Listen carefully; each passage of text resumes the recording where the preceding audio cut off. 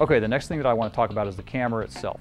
And I know it's intimidating when you come in and this is the first time that you've seen a camera like this. It's got all kinds of switches and dials on it. But what I want to do is I want to look at some of the most important switches and dials that you deal with every single time you go out there for a news shoot. And then some of the other advanced functions that you deal with, you'll pick those up along the way as you go. So the first thing I want to talk about is the lens. Okay, the first ring up here is your focus ring. Now on these cameras there is no automatic focus. So you're going to be focusing all the time. It's really important that you know where that is, even without looking. If your head's in the viewfinder and you're looking through, you need to know where that is and have a good feel for that. Okay, the second ring is going to be your zoom control ring. Okay, now typically we use the rocker with that. And as you can see, when the rocker moves, the zoom ring moves. So that zooms your camera in and out. The third ring on the lens is going to be your iris ring. Okay, this is going to control how bright the image is. So as you can see, when I move this, it makes the image brighter or darker. The next thing I want to talk about is the white balance and why we use a white balance.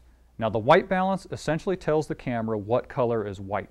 So in order to set the white balance, you point the camera at a white object and then you push the white balance button, and then the camera will take a few seconds and then it'll say, okay, this is what's white, and then that sets the white balance. So the first thing you're going to check is to make sure that your white balance is set into the A or the B position. That allows you to do the manual white balance then at that point. If it's in the preset, that's used for specific times when maybe you have a certain lighting condition that you know you're going to go into, so you put it in there. But you put it in the A or the B position, either one will be fine, it'll work. And then you go to the front, and you can see on the front that on the JVC Pro, it has a little push button, and you push that button in, and you wait about 3 or 4 seconds, and then it'll give you a reading on if your white balance was good. Now you change your white balance every single time you change lighting conditions. So if you're indoors under fluorescent lighting, then you can set your white balance at the beginning of the shoot, and you can continue to shoot within that room, and you never have to set the white balance again. But as soon as you go outside, now you're going to have direct sunlight that you're going to be dealing with, so you need to set the white balance again. Okay, so every time the lighting situation changes, that means different types of lighting, you need to go through and you need to set the white balance.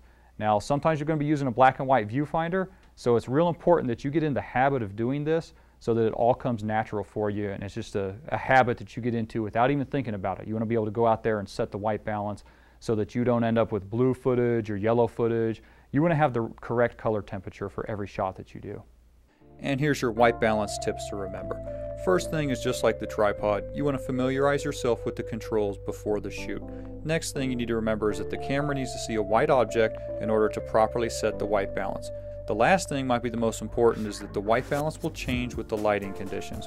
You always need to remember that if you're going from indoors to outdoors and vice versa, then the white balance is going to change. So every time you change lighting conditions, you need to take a new white balance with the new situation. Another situation that you're going to run into is different levels of lighting. So when you're shooting indoors, typically it's going to be what we would consider a low level of light. There just isn't that much light, even though to our eyes it feels like it's a lot.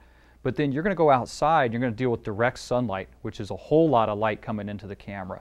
And so even when you iris all the way down, it's just going to go black because the iris is going to close. There's just no way to really stop that much light coming in. So what the camera manufacturers have done is they've installed these things called ND filters, and there's a filter wheel. Some cameras have it up here, and it's a wheel that you can turn, and it goes 1, 2, 3, and 4. Typically filter number 1 you're going to use indoors because that's the clear filter, there's nothing on there. Filter number 2 you're going to use outdoors when you have some sunlight. Filter number 3 you'll typically use when it's overcast and cloudy. And then filter number 4 you'll use when it's bright sunlight outside. Some of the newer cameras only have 2 settings. They have what they call the ND filter, which stands for neutral density. In the off position, there's nothing in there. When you put it into the 1/4, that's going to be your first setting, and you're going to use that typically on an overcast day. And then if it's a real bright sunny day, you're going to flip it up into the 1/16 setting. And then at that point, you should be able to adjust your iris, set your white balance, and you'll be ready to get your shot then.